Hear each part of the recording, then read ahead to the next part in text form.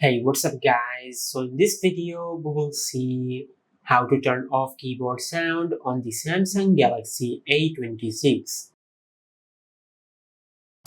Now, if you use the keyboard on your smartphone and if it produces this sound while you're typing,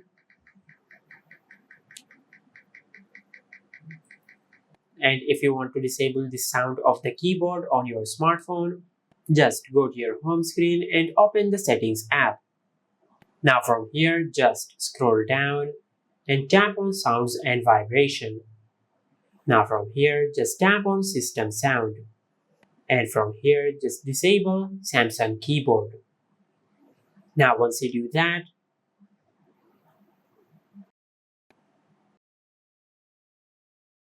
you will disable the keyboard sound on your smartphone.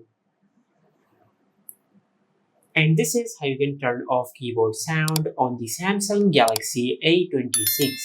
If you found this video helpful, please like the video and subscribe to our channel and hit the bell icon to get notified when we upload a new video.